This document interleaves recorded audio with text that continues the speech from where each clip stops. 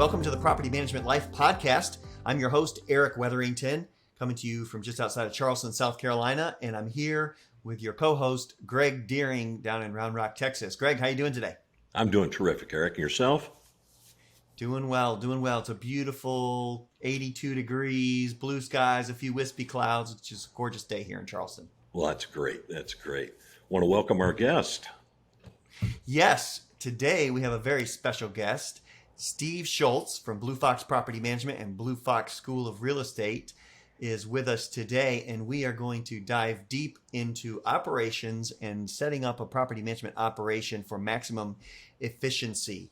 Before we get into that, though, I want to make sure that our listeners subscribe and hit that notification bell so that they know when our episodes are published every other week, and that way they can be notified of when we have that next episode coming out.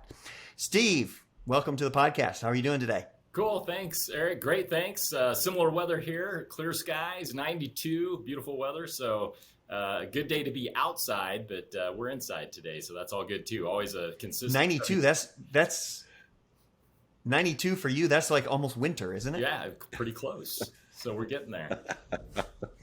Pretty close. You guys have been like 110 for most of the summer, haven't you? We get a little hot. Get a little hot there in Tucson, Arizona. So, all right. So we want to talk about, all right. That's Steve's line. I'm sorry. So we want to talk a little bit about property management operations. And Steve, you come to the property management space with a strong background in engineering. Why don't you talk a little bit about your background in property management? Sure. So, I know Eric and I have talked many times, and Greg and I as well in the past of, different people and how they come to the property management business. And I think I'm probably one of the few that actually got into the business on purpose as opposed to falling into it. So yeah, my engineering, I'm a mechanical engineer by training, and worked in the corporate world, and ultimately decided I wanted to learn an investment vehicle so that one day I wouldn't need to be working at all. And so picked real estate to be that thing, in particular real estate rental houses. And I actually worked construction through college, through the college years to put myself through college, working construction. So I felt like it was a tangible asset that I understood literally from the ground up, if you will. And so had that understanding, then started figuring out the financial pieces, learning everything I could, all that kind of stuff while I was doing the corporate thing. So nights, weekends, all that, studying, learning about real estate. And ultimately then started doing real estate investing for myself. Ultimately, that led into the property management side of things too, because I found that the way I wanted properties managed for me as an investor, I couldn't really find that out there in the marketplace. So I decided I wanted to design the property management company that would someday manage all the rentals that I had. And so that's what I did. So shifted gears, focused on building up the property management side. And that's led me down the road to where I am here today. I started in 2009, me, myself, and I, and we now have a staff of about 15 of us in total, focusing solely on property management. So that's what we've done. And as far as tying in the engineering, for me, it was a really good fit. I love systems and systems engineering. I love building things. So this was my opportunity to build a thing called a company and apply those systems thinking and logic and all that kind of stuff to our business. So I focused a lot of that as well along the way. So just a really brief about me, how I got here, and what the heck is an engineer doing in property management, right? So Steve, what kind of construction work did you do in college? Yeah, so I started off digging ditches, literally digging ditches. No kidding. Did you Literally. I literally, when I was in high school, I started digging septic fields. Okay.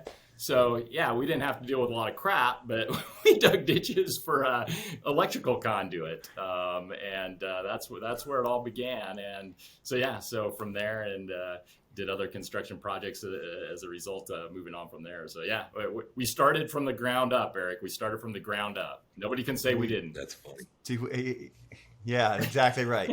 That's true. That's true, man. I'm with you. I started digging ditches. We literally would we'd put in a drain field. You dig out the base obviously and put sand in, and then you'd put stone in, and then you had to go in that stone, and you'd had to dig trenches in the stone so that you could lay your pipe for the drain field. So yep. Digging ditches. Good times. Absolutely. Good times. Yeah. What about you, Greg? Did you dig any ditches, or you probably start at the top like roofing? No. I did roofing for one summer. That made me go back to college. I literally started digging ditches also for a plumbing company, and rapidly found out, no, I did not want to do that the rest of my life.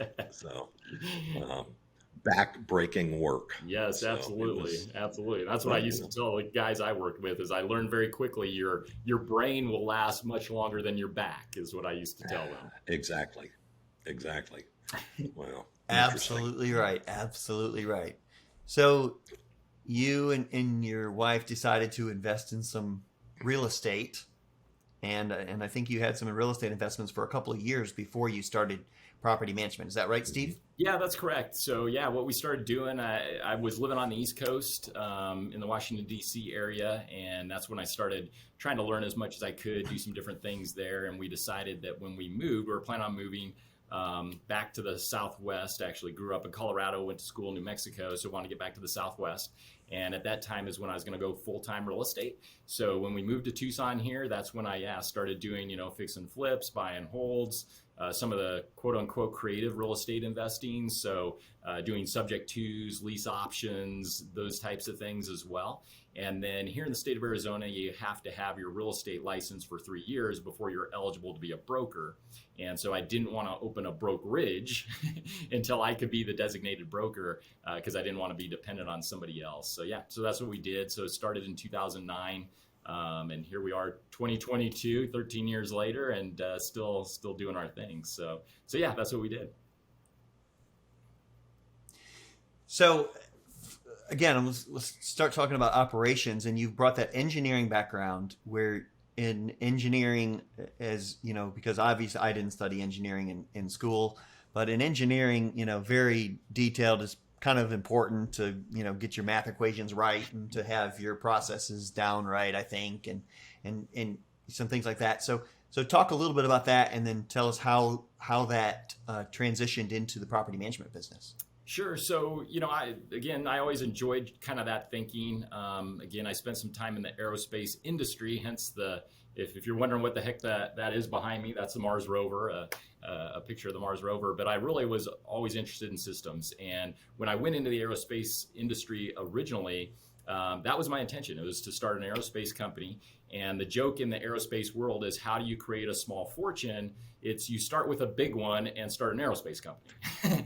And so I've heard that in other industries as well since. But anyway, so at the time, very difficult. Elon Musk, when he started SpaceX, started with 50 million, and he actually started his company when I was working in the industry, and it has been interesting to see how that's evolved. But anyway, I didn't have 50 million to invest and get things started. But so trying to master that investment, that's where it tied back into the property management, real estate, all that kind of stuff. And so that's what I've really done from the beginning, is really tried to focus on those systems. One of the things I did originally when I came to Tucson is through my mother-in-law's cousin's friend worked at a rental house property management company here in Tucson, and with the sole intention of starting my own. She knew that I wasn't tricking her or anything like that, but worked in the entire business. And at the time, they managed about 600 rental houses. So I thought, when I left that company, hey, I've got the blueprint to go build a property management company. And what I very quickly learned was managing 0 doors and the systems required for that, which is what I had when I went out on my own, versus a company that's managing 600 doors, right? The systems are very different. And so what I found is, over time, as we grew, we had to continually evolve our systems, because as new employees came in, as we got bigger, and things that, I could remember, as we got bigger, now all of a sudden I couldn't remember anymore, right? Because now you have 100, 200, 300, et cetera. So as we got bigger, we're constantly evolving those systems. So that's the part that I think is one of my biggest strengths and what I bring to our business, that so far I haven't found others that think that way and are able to do that. So that's where I try and focus a lot of my time and energy, recognizing that, I'm the guy here at Blue Fox Properties that is going to be able to come up with those systems and develop those. So that's what I've done and continue to do. So. Hey, Steve, you're the one-man show at first. So you had the systems, 600 properties. Basically, that was the old company. You had the systems from that. How was the transition from the one-man show with your processes to the second or the next employee, your first hire? How would you explain your evolution of that, and also maybe any mistakes you made, recommendations for someone else that's in that transition right now of going from a sole proprietor to now you're an employer? Okay. Yeah, so a couple different things. One of the things I always joke about is I'm the Thomas Edison of property management, not because I'm brilliant, but because I have to find the 10,000 ways that don't work before I find the one that does. So I'm that guy. I've tried, I feel like, those 10,000 things. But yeah, where I started from, going from myself to that first employee, was just documenting. The first thing I did is sat down and identified all the things I wanted that new person to do, and then started documenting how to do all those things. So I would write down the entire process. And so that's how we got started with the first thing. When we first started, I used to call that the cookbook. So that was a Blue Fox cookbook, and you had your recipe on how to do each different thing. And so I started with the accounting things is what I handed off first. At the time we were using Appfolio, which is very robust and really hard to mess up. And so that was perfect for me and where I was at the time, because when I brought on that new person, then things didn't get messed up as easily, right? As opposed to some other systems that it's much more, it's much easier to mess them up. So yeah, that's what I did. She actually started part-time with me. So she was working 4 hours. And then as we continued to grow, I expanded her time then into full time, and then, on to the next and the next. But that was really kind of the blueprint that we started with, and that we continued then to evolve over time as we continued to develop our systems. And it was interesting because what I found was some people gravitate to that, right? They like checklists and systems and processes. Some people hate it. And so as we grew too, it was trying to find those people that embrace that and do like it versus the people that, just can't work in that environment.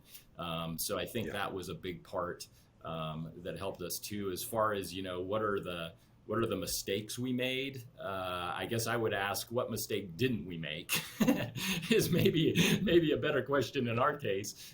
We made a lot, but I think one of the things that's interesting, because I'm watching a local company now and they're trying to grow, and they're really struggling right now with those systems and developing them. And I think they're looking for kind of the magic pill or the magic solution of, they're going to go out there and buy something that's already pre-made and they just apply it to their business. And it's like, that's not the way it works, because it's very specific to your business. So it's painful and it's a lot of brain damage in trying to develop those. But I haven't found any other way to do it, Greg. I don't know. Maybe you and Eric have.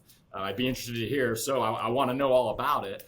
But yeah, that's what we. Yes, I've found the perfect way to create the perfect system, Steve. I found it is to go out there and make mistakes. Yep. Yep. Just go out there and make mistakes. And hopefully not write too big a check. Well, hopefully not write too big of checks, and then be smart enough not to make the same mistake a second and a third time. Yeah. And so make the mistakes, and then create the system that that solves for that problem. But so many operators, like you say, Steve, they're looking for that magic bullet, or they're looking for that perfect textbook that's going to just tell them everything. And even if you buy a operations manual, or you buy, consulting and somebody this and that, there's still a lot of this is really about just getting out there and doing something. Yeah. And, obviously, the laws in your state are important to know. The Landlord Tenant Act in your state is important to know. Local market. Use those things as your guideposts. But, just get out there and do something. Don't sit around thinking that you're not gonna start or you're not gonna do anything until you have the perfect, policy and procedure manual developed, because that ain't gonna ever happen. And it's always evolving. I mean, I imagine, when it was you and then your first employee to now 15, that manual looks totally different now. Right. Absolutely. And I think circling back to your question too, Greg, I think my biggest recommendation or things to avoid is start where you're at, document what you're doing now, and then start to evolve it and figure out, is that the right way? Are we doing the right things, and are we doing those things right? And so a lot of times what I find is people aren't even doing the right things. They're over here doing all this stuff that doesn't even matter. And it's like, wait, why are we spending all this time doing this stuff that doesn't even matter? So let's first of all make sure we're doing the right things. And then let's make sure we're doing the things right. I think in hindsight, as you're building it, and I'll go back to myself, I got to 75, 80 properties, and I'm working pretty hard, maybe 100, 125 before I brought on the first employee. You get in that dilemma of you're now working 70 or 80 hours a week. And then you go, okay, I need somebody, but you haven't taken a step back to write those procedures, and it continues to grow. And in hindsight, I wished I would have done that, because what I realized later was I was building the foundation. And the stronger that foundation would have been, if I would have taken the time to do it, the better the company would have been 2 or 3 years later. Yeah, absolutely, Greg. I agree with you. And that's one of the things I teach continuing ed here a lot in Arizona. And that's one of the things I tell people, even if you're a one-man or one-woman show, build your policies and procedures, because it will help you to your point, right? It builds that foundation. And also then you can tell somebody, well, it's not our policy, right? Whatever may be the case. So yeah, I agree with you 100% of having that. And, the way we divide ours up, we have what we call our main policies and procedures. And so what those are things that apply to everybody in our firm. So that's things like paid time off, sick leave. How do we set up our voicemail? How do we set up our email autoresponder? Things that apply to everybody, we put it on what we call our main policies and procedures manual. Then what we do is we break out job specific things. So the job specific things, and again, these are going to be specific to and different for every firm. It's going to be dependent on what software do you use, right? What is your process? All these different things. And that's why there's no magic pill to go find.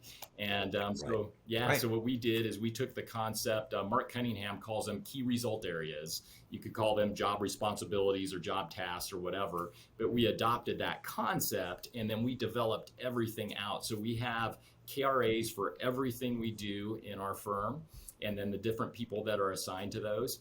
It identifies what is the measure of success and how it will be measured, and then it gives you the directions on how to do it. So we found that model has worked really well for us. And now the other thing we tied in about a year ago was the system to update the system. So we actually review that with our employees on a weekly basis, and we go through as many KRAs each week as we can during that 1 hour meeting and update them. And at the beginning, a lot of people were like, why are we doing this? This is just dumb, whatever. But it clarified everybody's thinking along the way. They now love it. They're huge proponents of it. We just updated a thing the other day that we realized we had 3 different versions of how to do it, right? And so we were getting questions of how do you do this? And we're like, well, it's right there. And then like, ooh, it's right there in 3 different versions. So it made us bring everything together in one document so that we all have. So anyway, yeah, I agree with you, Greg. Having that as a foundation, really critical. Okay, so what I'm hearing Steve, is you've really been doing... starts. Go ahead, Eric. I'm sorry. Go ahead. It really starts with the person who's starting the company doing the work today, and then at the end of the day, sitting down and saying, I'm going to actually write down what I did today. I'm going to write down the process that I used to show houses, or the process that I used to onboard that new owner, or the process that I used to move in that tenant. And just really taking the time every day to literally write down what you did, write down the steps that you took each and every day to get the job done.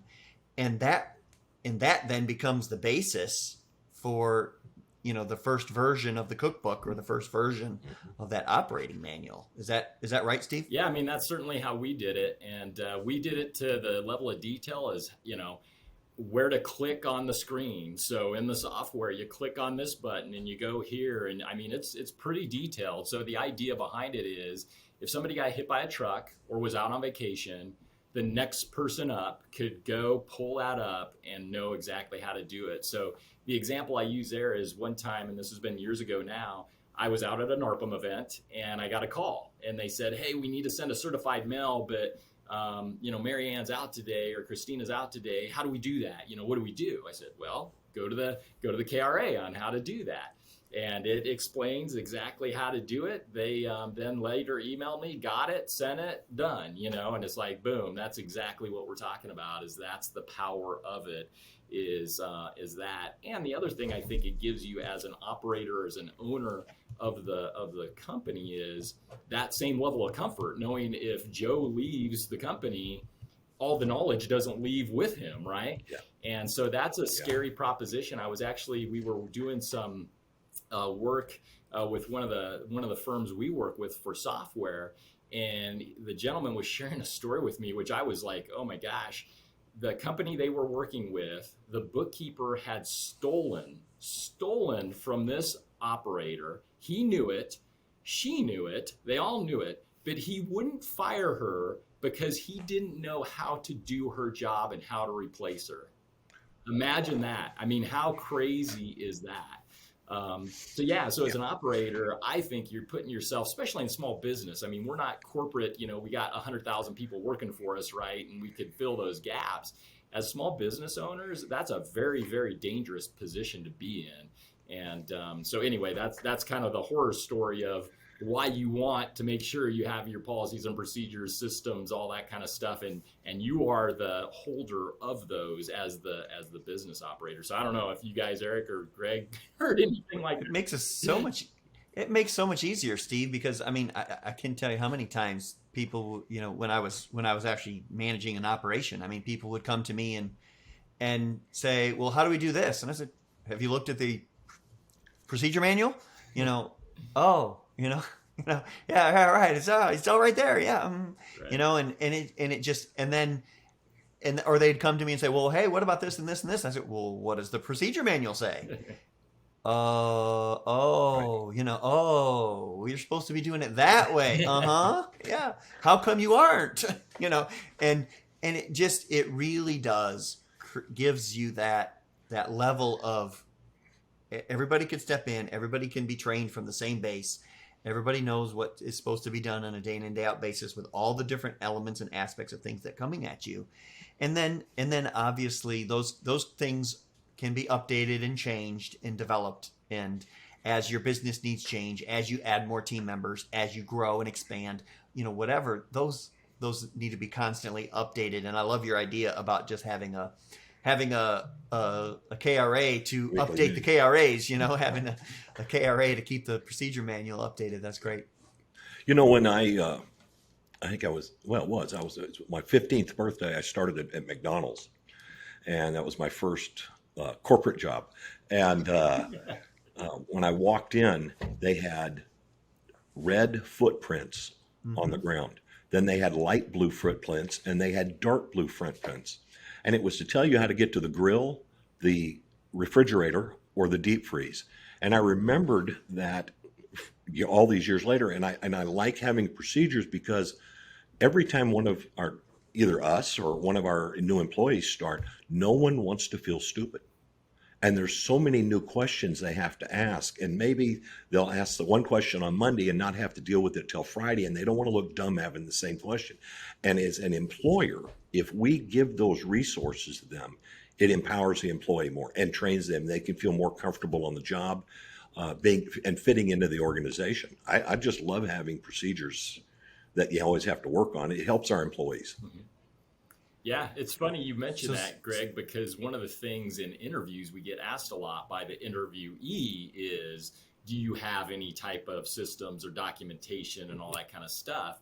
And for a lot of those folks that maybe come from even other property management companies, they're surprised when we say yes. And we've in fact, basically documented everything that we do in our entire firm. And like you said, it gives them that confidence that I come in, and that's one of the other big benefits of that is training. Right. So Yes. they have, that confidence of being able to come in and know, okay, these guys have figured it out. I'm just not going to be thrown to the wolves and good luck and hope it works out. Right. And so, we found something similar as well. For it's a huge training tool and gives them that confidence that they're going to come into something and know exactly what to do. And that's where we go back to that measure of success and how it's measured. So they know for this role, here's how we're going to be measuring you of whether or not you're successful or not. Did you respond to the work order within 24 hours or whatever it may be, right? So exactly, that's been key for us as well. So Steve, what do you do in your operation to make sure that the procedures are being followed, to make sure that the cookbook is being followed? Yeah, so I think for us, that's sometimes the hard part, sometimes not. But one of the things we do is we tie in our key performance indicators, our KPIs. So those are again constantly evolving as the business evolves. That's one of them we use. It's interesting. I heard and applied this to our business. So I saw a long time ago, well, maybe not that long ago, but anyway, a while back, a video of Arnold Schwarzenegger, and they were interviewing him, and the guy asked him who was interviewing him, he said, tell me, you're like the man when it comes to bodybuilding. What is the perfect workout? What do I need to do to look like Arnold Schwarzenegger? Give me the workout. I know you know what the workout is, give it to me. And his answer was so insightful to me anyway, of where I was at that time in my life. And Schwarzenegger's answer was this: I can't give you the perfect workout because the way I determine my workout is I look in the mirror. And if I look at my arms and they're not as big as I want them to be, I do more arm exercises. If I look in the mirror and my legs aren't as big as they should be, then I do leg exercises, right? So he's constantly tweaking his workout to fit, what the physique he's going for. So it's really interesting. So I applied that to our business as it relates to KPIs. Mm-hmm. And so same thing, instead of KPIs having a set in stone, here's what we always do forever in time. No, we adjust our KPIs as we find there's a weakness in one area. We're like, okay, we need to focus on this and get this dialed in. And then once we feel comfortable and confident with that and everybody's doing their thing, then we focus on another KPI, right? And set that. So we adjust that. So that's one way. Our KPIs, Eric, to answer your question, we're constantly looking at those. We have monthly coaching meetings with all of our people. And where we discuss specifically those KPIs. But for the general ones, we are discussing those every week in the staff meeting. And what we do, we actually project them on the wall. And so everybody sees where their KPIs are and how they stack up against everybody else, right? So it's kind of the encouraging / shaming way to get people to get on track with those KPIs. So that's one of the other tools we use is for the general ones. We put that, we call it our scoreboard at every staff meeting so everybody can see where they're at.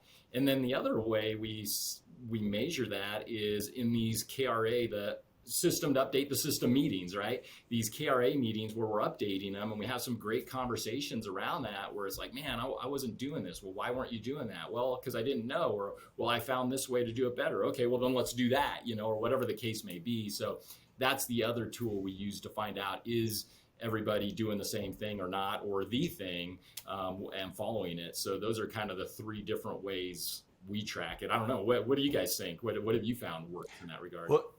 Well, Steve, I mean, you used the word shaming, and I think you meant to say positive peer pressure. So I just want to make sure that we wanted to make sure we cleared that up for the listeners. I mean, Steve's not into shaming, no, not at all.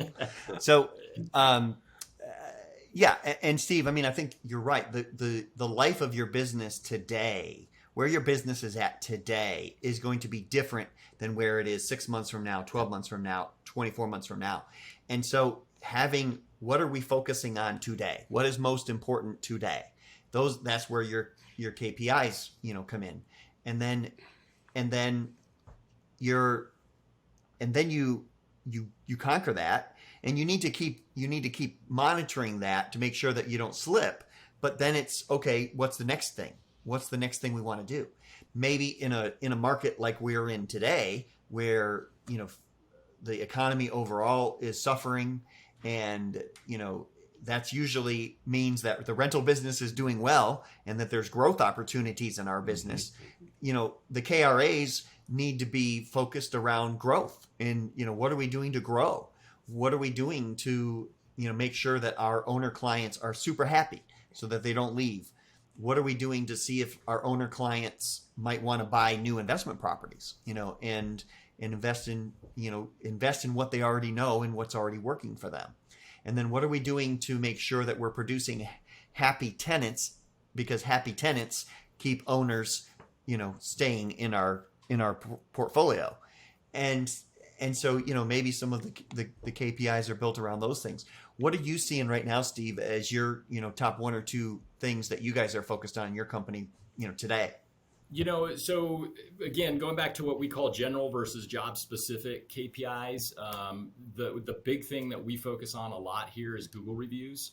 And so we've actually developed some really cool systems. We built that into our system, and we focus on that a lot. I'm pleased to tell you, last month we had our record number of 5-star Google reviews as a result of some of the things we've been doing. So we figured something out, and believe me, again, we've tried the 10,000 ways, and so maybe now we are maybe finding one way that might work. But that's a big one, Google reviews for the general. Another one that we focus a lot on is we are the foremost experts in our field. That's one of our core values. And so we want to make sure everybody in the state of Arizona, a licensee is required to take 24 CE credit hours every 2 years. So average of 12 per year, right? So what we do is for everybody, whether licensed or unlicensed, we require 24 CE hours per year. Because we want to be the foremost experts in our field. And those are property management specific, not just sales or other stuff, but property management specific CE courses. In Arizona, that's actually difficult to achieve just because, number one, there aren't a lot of courses out there. And hence part of the reason why I started Blue Fox School of Real Estate years ago. But anyway, for our general ones, those are the big two. For our specific ones, those are all job specific, obviously, but two of them that we're really focusing on, really three that tie together kind of for a lot of people. We've started tracking our stats on phone calls. So we're focusing on how do we reduce the number of calls, how do we reduce the number of missed calls, and how to reduce the time on call. So we're trying to use that as a KPI then to start asking ourselves questions like, how do we be proactive and make sure perhaps that phone call never even comes in because we answered the question before it became a question, right? Or, how do we reduce the number of missed calls because, well, we answered the question, so now we're not getting the phone call, so now I'm not on a different call that I can't answer that call, right? And then the time on call, same thing. If I'm on the phone less, then I can answer more calls, have less missed calls. So it's all about the customer experience. And I say customer in the generic term, meaning clients, tenants, vendors, whoever we're interacting with, sales agents, whoever it may be, right? So that's one of the ones we're really working on, trying to put some brain power behind, trying to dial that in and figure that out. So let's dig into this. Let's dig into the Google reviews a little further, because so you've got, everybody says, oh, I want more 5-star Google reviews. But take it from there. What do you do to, after you decide I want more 5-star Google reviews? You stand up in a staff meeting. We need more 5-star Google reviews. That's not going to get you anywhere. Agreed. I've tried that. It didn't work. What we did is a few different things. One is, again, we did the KPI. So in our case, our KPI is 2 5-star Google reviews per person per month. So that's our KPI that we set. We also put in our policies and procedures manual, what we call our main manual, is how do you do that? How do you ask for a Google review? But before we even get there, what we've said is, hey guys, you're already doing a great job. Why not capitalize on it or make it public, right? Yeah. So let's not keep it a secret that we're doing a great job. Let's let everybody know what a great job we're doing. So let's take advantage of that. So it's creating that culture of my expectation is of our team is to deliver 5-star experience all day, every day. Now, getting the Google review is just, reducing that to I would say paper, but you know what I mean, reducing that to the Google platform, and then let's share it with everybody. So I think it starts there. But then, in the P&P manual, how do you ask? So we have a very specific policy of how do you ask? What's the script? We don't want to make the mistake of asking everybody for a review because, well, you'll get reviews, all right. So we want to focus on the people that are super happy, right? And hey, you said yesterday that I did such a great job and you were so happy. Oh, okay, great. On a scale of 1 to 5, what would you rate us? 5. Okay, great. Would you mind going to Google and putting that out there and what your experience was? Here, let me send you a link on how to do that. Mm-hmm. So we set up that. We also actually have an incentive for employees that receive legitimate 5-star reviews. So in other words, it's not your mom, your dad, your brother, your sister, your cousin. It's a tenant, it's an owner, it's somebody that we do business with. So we focus very much on if we find out that it was one of the other categories of friends and family, we do not recognize them for that. It's legitimate Google reviews for people that have gotten great service. And then the thing we rolled out most recently that has been perhaps maybe on top of and in combination with all the other stuff, but in the last 2 months have made a huge difference, is what we did is we set up a weekly meeting for everybody that is not on track for their KPI. So for example, we're in September. Everybody should have roughly 18 5-star Google reviews on the year, right? Well, if you have less than that, you get to go to a special meeting. You're cordially invited, by the way, to this special meeting. And the special meeting, what they do is they talk about, how do you get reviews? What do you need to do? How do you ask? How do you follow up? We've built that into our system.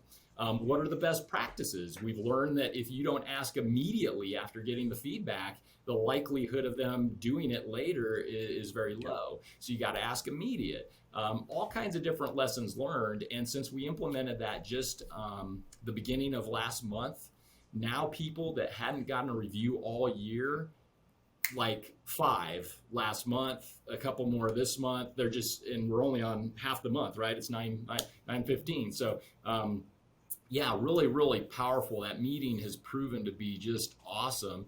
And so the idea was once you got back on track, you don't have to go to the meeting anymore, right? It's a mandatory meeting until you get on track. And what we found now is people like the meeting so much, they're like, I'm already on track, but I want to keep going to the meeting because I want to get more Google reviews, So it's actually turned out to be a really, really positive thing in so many ways and positive for the folks on our team too, that so much so that they want to stay in the meeting. And that was never the intention. It was to set them free once they learned what they need to do. So that's. I mean, Steve, I think when you were first telling me about the meeting, I think you called it detention. I think, I say to myself, Google detention, Google review detention is Right. But you've managed to turn that into such a positive that, like you said, people that aren't even qualified to be in detention have saying, "Hey, I want to go," because it's exciting and it's invigorating, and then they go out and get more reviews. Which again, this business is a thankless business, and when you get people to recognize the work that you do and say thank you by giving you that 5-star review, it's so important to the team. Right. Yeah, I think that's a critical point here. That's a real critical point. I think just society in general is becoming a less gracious, and then as we know in this business, it is a thankless business. So when someone can receive a thank you or a job well done, I mean, it's pretty gratifying, and it spurs you to do even a better job. I know that's my case. Yeah, I think you're right, Greg. And success builds success, right? And it's that upward spiral. And one thought too, I have to share. I have to go on record that was not my idea. I do not do the meetings. Amanda here on our team thought of the idea, and she does the meetings. Has done a great job with it. The other thing we found too is over the years, once we were able to establish a really good Google rating, we actually found that that's actually great for recruiting employees. Because a lot of people, before they come talk to you, will, Google you and look up, is this a company I even want to be a part of, And so that's been really powerful too. So we've also shared that back with our team to say, hey, this is also, if you want a great employee working next to you, this is another way for us to help make that happen. Is we got to have a really as high a score as we can to make sure that happens. So yeah, I think it's beneficial in a lot of ways. And Greg, to your point, because we are such a thankless business, when somebody actually does say thank you or something positive, it stands out, right? Because it's so unusual in our business. And so, yeah, I think once they see that and understand and then get that positive reinforcement, it's just building again. And, our folks used to say, oh, there's no possible way we could, average that 2 per month. It's not possible. We don't deal with enough people. I was like, guys, do the math. We're bringing on about 20 new properties a month. So there's 20 owners right there we have a shot at, and there's going to be 20 new tenants to go along with it. So we got just that alone, we got a shot at least 40 a month, right? And I understand we're not going to be 100%, but that's just the tip of the iceberg. So anyway, I won't go on my Google review rant, but yeah, really, really powerful, I think, in a lot of ways, but systemizing that as well. Well, and then the other thing that you didn't mention, Steve, of course, we all know, is the power of the Google reviews when it comes to attracting new business and helping to grow the company. And the fact is, as we all know, every member of the team is in sales in one way, shape, or form. And the best way that your property managers and assistant property managers and your office team can support the overall success of the company is to help by getting positive Google reviews. And I mean, it just totally changes the game for your business development manager who, when you've got great Google reviews and not ones from 3 years old, I'm talking about great Google reviews from this month and last month and the month before that. When those people call about property management services, many times it's just, hey, I'm calling to sign up. I'm not calling to ask about your rates. I'm not calling to ask about your services. I'm just calling to sign up. Yeah. I think to Eric's point, we've seen that tremendously over the years. Having the reviews has really been brought in a lot of more business for us, and they've been the low hanging fruit, like Eric is saying. They search. I mean, we search. So it's really important to have that. And it's nice to be able to work for a company that has, high standards and is proud and brags on itself with good reviews. Right. No, it is. It's a critical thing. And that's what I tell people here in our firm is, we're going to focus on Google reviews until one of two things happen. Google dies or I die, whichever comes first. So there is some people thought, oh, this is a short-term thing. It's like, no, this is forever, because I don't see it going away anytime soon. Right. And like you said, Greg, it's so critically important, and driving your search engine optimization. That's when we noticed things really started shifting for us, is once our Google reviews started to increase both in number and in score. That's when we started to show up on page one. So yeah, absolutely. A huge driver for the business all the way around. And we remind our folks of that as well. Yeah, that is good. That is really good. Well, Steve, as we're thinking about property management, and as we're thinking about kind of winding our podcast down here today, what do you think the future of property management is? What are you seeing as is coming around the next curve? Man, I've given this a lot of thought, actually, and I'm going to be interested to hear what you guys think as well. But I think what's happening in our industry right now, as you guys both know, is a lot of roll-ups right into these bigger companies that are national and buying companies up across the country. And I think that's certainly going to, it seems, continue in the foreseeable future. I look at our industry a lot, kind of like the restaurant industry, in the sense that I think longer term, there's going to be the McDonald's of the world, right? Meaning these either franchises or company-owned models to where they just have 1,000 locations or 10,000 or however many locations McDonald's has, right? But they're going to be huge, they're going to be big, they're going to be expansive, and they're going to be doing a lot of businesses in a lot of places. But at the same time, you're going to have the mom and pop, restaurants that, they only have a restaurant in Tucson, for example, but it's a really freaking good restaurant, right? And it's different from that experience, and that doesn't make one right or one wrong. It's just different. And so I think I think of property management a lot in the sense of that, of kind of restaurants. And I think there'll also be regional restaurants, right? There are some restaurants that are, for example, just in Texas or just in Arizona or whatever may be the case. And I think we'll see perhaps some more of that as well. So I think there's a spectrum of things across the board that'll come to pass. And definitely right now, there's a lot more focus on perhaps the build out of these bigger companies, and that's what I'm seeing right now in a couple different instances. But I don't think that's going to mean there's not room for everybody. So that's kind of how I look at it. I don't know, Eric. What do you and Greg think? Or Greg, go ahead. Well, I agree with you, Steve. I was just recently asked to speak somewhere, and the big concern was these big consolidations going up. And in my opinion, and what I spoke on was, we're always going to have a smaller niche marketing here, and it's like you're saying, it might be smaller in regional or just a state, but a lot of this is a relationship business, and the better you can focus on your customer service, you're always going to be in business.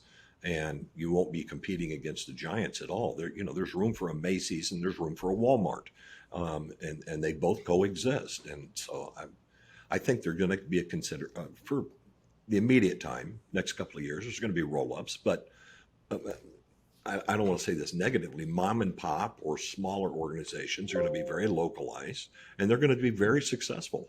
I think they will continue being successful. And Greg, I think they'll be successful if they focus on the right things. Well, of course. I think it will be harder for them to be successful in the market that we see coming, but they certainly can be. They certainly can be successful. I think where the roll-ups of the larger companies, or the franchises, or whatever, have the opportunity to succeed is really in providing the uniformity around the operations, the processes, and procedures. And being able to just say, man, if you come here, the chicken sandwich is made this way every time, and I mean, you look at, you look at Chick-fil-A. I mean, why do people go to Chick-fil-A and buy a chicken sandwich? I mean, that's all they sell, chicken sandwiches, That's right. and, some salads and things, but that's all they sell is chicken, but they go there because they love the experience. Exactly. They love the experience. Yeah. And I think that's where some of the larger companies have the opportunity to separate themselves above the crowd. But there's always going to be the local restaurant that has an opportunity to be successful and do great. Agreed. And that's not going to change at all. We see that in the real estate industry. We see that in restaurants. We see that in many markets.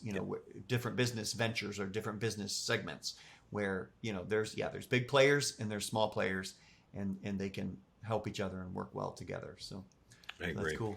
That's good. Steve, as we wrap up, tell us a little bit about Blue Fox School of Real Estate. Yeah, so thanks, Eric. So yeah, Blue Fox School of Real Estate, like I said, originally was formed as a result of just no property management CE here in the Arizona area, and in talking to people across the country, it seems to be a common theme in a lot of states. So for us here, actually, when I first joined NARPM on the local chapter level, they said, hey, we need some classes. We think you'd be great at it. How about you go put together a bunch of classes and teach them? So that's how I started off, as I guess being kind of NARPM's local chapter. I guess I was voluntold, right? I was voluntold to go create CE classes. So that's where it started. I for the past 10 years, I taught and still do occasionally for a local school here. CE school that focuses on real estate, continuing education, and they've expanded into some other things now. They've since got bought out, and when they got bought out, that created a big kind of another opportunity here too, because they're doing a lot of things. Tucson, it seems, whenever a big company comes in, it's usually from Phoenix, and they try and apply the Phoenix business model, whatever that might be, here in Tucson. And Tucson just does things very differently down here. So anyway, they kind of did that. I guess different people may have different opinions about how that worked, but nonetheless, anyway, So yeah, so it started Blue Fox School of Real Estate. It gives me the flexibility then to teach where I want, how I want, all that kind of stuff, versus when I was teaching through the school, they kind of dictated, well, you can teach here, but then they have to pay us and do all kinds of stuff. So it gave me the flexibility for, in particular for NARPM, for teaching for NARPM, to be able to do whatever I wanted, however I wanted that way. But yeah, also we're expanding it into other things. It's very a basic website right now, bluefoxschool.com, and our goal is to really be the authority as it relates to property management education, more specifically rental house management education here in Arizona. And so we've listed a bunch of resources. I actually have our main policies and procedures is the only thing up right now on our store. But yeah, just trying to build that out as I learn more and more about what I've always been asked over the years, what people need, how they need it, developing more classes, stuff like that. So it's very much at its infancy stage right now, but I'm excited about what we're doing and what we're building towards. So we're working on building out an entire curriculum for property managers so that they could redo all of their renewal required here in the state in a 1-year time period, solely through the Blue Fox School of Real Estate. So that's our goal number one. And then we're going to build out some other cool things too, some different products and services and stuff like that we're pretty excited about. Not ready to launch or talk about just at the moment, but some pretty cool stuff. So anyway, that's kind of the backdrop for the Blue Fox School of Real Estate. Thanks for asking, Eric. Cool. So Blue Fox School of Real Estate, check that out at the website. And if you want to reach Steve, you can reach out to him through the website there as well. Is that right, Steve? Yeah, they can, absolutely. Or if, bluefoxproperties.com is our management firm website. Steve at bluefoxproperties.com or Steve at bluefoxschool.com. Both get to me. So absolutely. Awesome. Well, Steve, it's been great today learning about your background and how you took your engineering degree and your engineering skills and kind of parlayed them into building a very successful property management company. I mean, Blue Fox Property Management is one of 40, I think only 47 certified residential management companies in the country.